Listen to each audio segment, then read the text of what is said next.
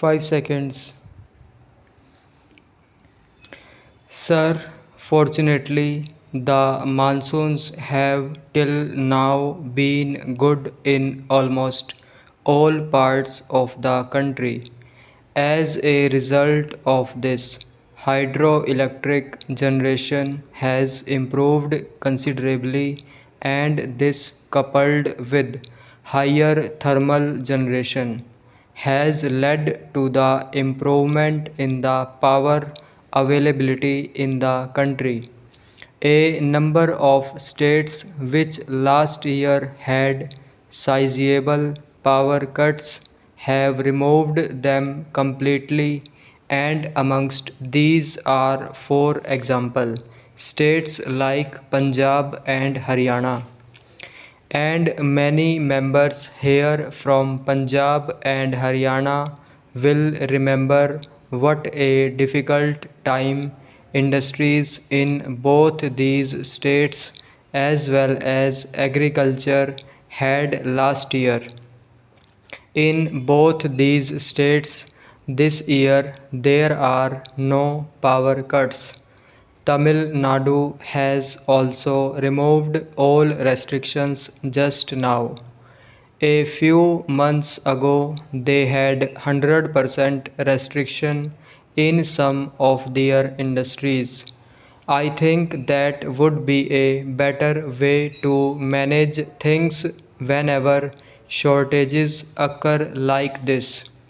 States like UP, Maharashtra, and Karnataka, which last year were faced with great difficulties in the field of power, have considerably relaxed these power cuts. Madhya Pradesh has almost removed restrictions imposed earlier in the other states except for Andhra Pradesh. I would say the situation is satisfactory. During the current year, we propose to add another new capacity, and in addition to that, we shall continue with our efforts to get more generation from the same installed capacity. We have fixed generation targets for each individual station. While I have referred to the improved situation, I would say with this improvement there will be general satisfaction in the country, and at any rate the heavy damage would not be there, and it will come down to a comparatively small figure.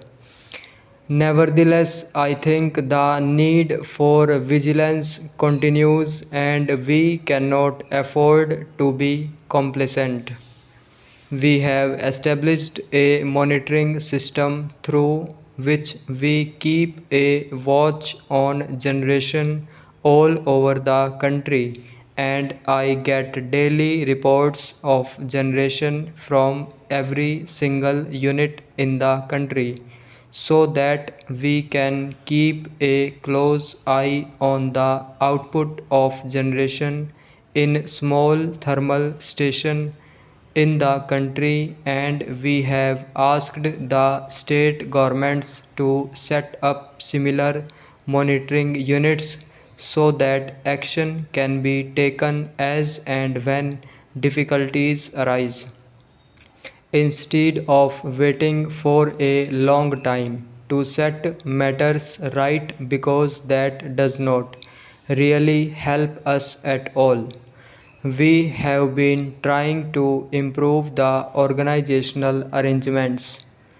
There is one other aspect to which I would like to refer briefly, and that is about the thefts of electric wires, thefts of transmission parts, and in few cases, thefts of components of transmission towers, which lead to a situation where in the first shower of monsoon The whole tower fell, and in spite of good generation, the power could not reach the consumers either in industry or agriculture, or even for the consumers either in industry or agriculture, or even for lighting.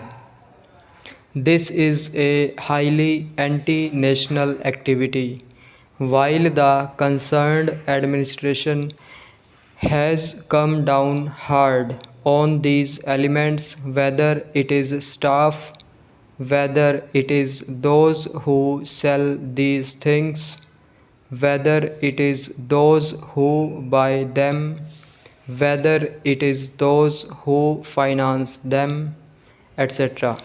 Today, the whole government machinery has come down hard on these elements, and along with that I would request the members in whose areas this malpractices have grown to help in getting the public cooperation also to tackle this problem so that quick information can be given.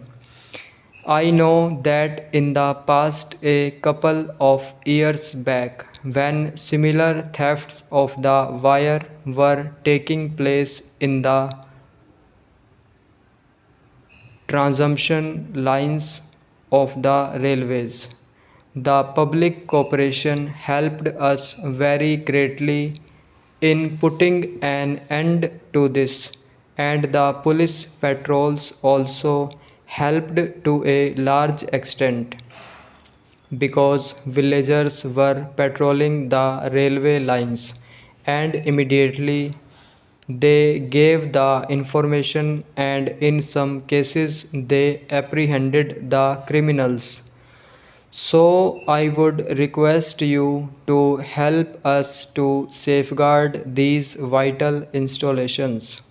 We ourselves intend to examine whether the law needs any strengthening to take action against such elements. My friend referred to strong regional grids as a step towards the evolution of a strong national grid.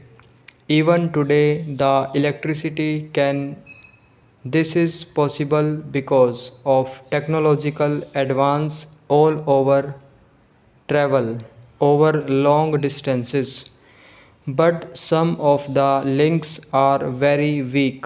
Therefore, we are developing the refined grids first, and I must say that in the southern region, this strengthening of the grid has been done very well, and today in the southern region, states trade in power very readily goes because the network is there. Still, there is a gap even in the southern region which we are trying to fill. But it is essential to have strong regional grids and strong national grids to make optimum and full utilization of the power generated. Now, sir, my friend referred to line losses, and I agree with him that with the growth in generation, it is necessary to reduce these losses and to improve transmission. This is one of the important factors that has to be kept in mind.